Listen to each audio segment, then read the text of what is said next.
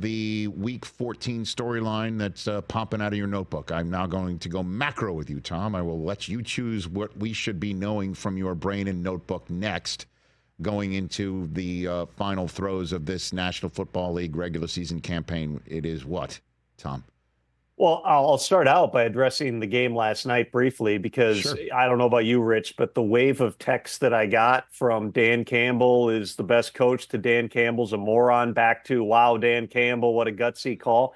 It's fun watching this because it's almost as if people have not yet figured out Dan Campbell is the rare head coach who is going to do the right thing all the time. Not the thing that works, but the right thing philosophically. He's not going to change. He doesn't care that when you do the unorthodox thing and it doesn't work, you're going to be criticized more than doing the thing everybody does if it doesn't work.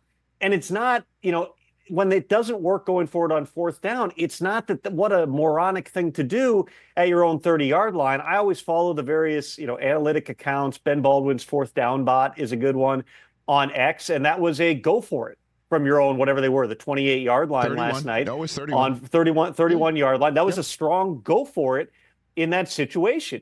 Dan Campbell is going to, you're never going to bat 1,000 on this, but I think that what people miss about the Lions and why they continue to approach it, it's not just, hey, we're tougher and it's, all part of this machismo or whatever. It's also that they're good at it. And that's part of the thing whether you're talking about going for 2 when you're down 8 points, going for 2 to win it late in regulation, going for fourth downs. So much of what we look at and so much of the discourse that I see is this outcome-based analysis.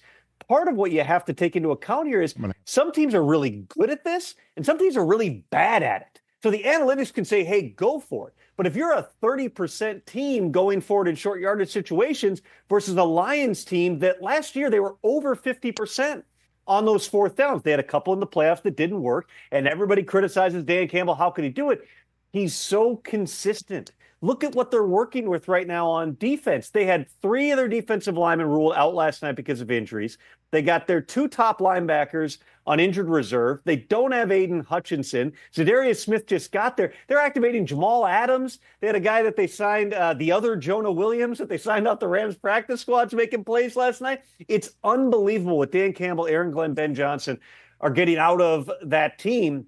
Just you have to get used to it. This is not Dan Campbell trying to reinvent football. It's him playing to what he believes is the right thing to do. And whether that's, week 14 on national TV against the Packers or that's back in the NFC Championship game, he's not going to change. And the Lions right now are the hottest team in football, quite possibly the best team in football. And despite all the injuries, I walked away from that game last night saying, this is a team that's equipped to win the whole thing. I think that the Packers, they've shown it how good that they can be. They've got a clear identity as well. Josh Jacobs has been part of this renaissance of paying free agent running backs along with Saquon Barkley and Derrick Henry because Jacobs has had a phenomenal year. And you're finally seeing Jordan Love getting back to full health, which he really hasn't been through the entire season. And some of the freaky type of stuff that he can do. They had a couple of, they let up a few fourth downs last night, and that ended up being what cost them the victory. But they're playing hard on that side of the ball. That was, power versus power last night with Ben Johnson and Jeff Hafley exchanging haymakers on one side and Matt LaFleur going up against Aaron Glenn on the other. There's a very real possibility. I'm not saying this to besmirch the Philadelphia Eagles, but the 3 best teams in the NFC might all be in the same division. The way the Vikings roared back in the third quarter, I was at that game last week against Arizona. Kevin O'Connell's done such a remarkable job with Sam Darnold in terms of not overexposing him, not having him have to make 20 above the line type throws in a game. They play to what they do well right now, which is taking away the ball on defense, running it, and then making enough plays in the biggest moments to continue to win football games. When they finally had to, they're getting booed middle of the third quarter last week after a 3-and-out. They're down 13 points on their home field.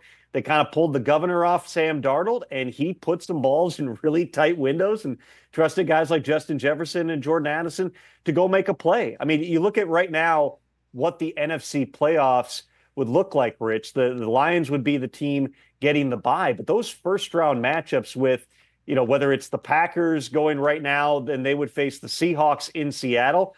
I think there's a pretty decent chance the Packers would be favored in that game. And then we get a potential playoff preview because Vikings-Falcons would be a first-round matchup. We get that game on Sunday in Minnesota at, what certainly seems like a critical juncture in the Falcons' evaluation of their offense and of their quarterback position. I did talk to Bijan Robinson on the phone yesterday, and I asked him about the confidence level in Kirk Cousins. He said there's no conversation in the locker room about anybody other than Kirk.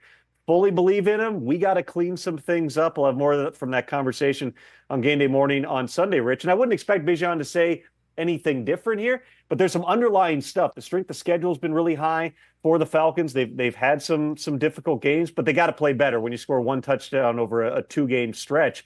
That's not good enough. That's not the standard for Atlanta, and they got a really big one with Kirk coming back to Minnesota on Sunday. Catch the Rich Eisen Show every single day on the Roku Channel, 12 to 3 Eastern, for free.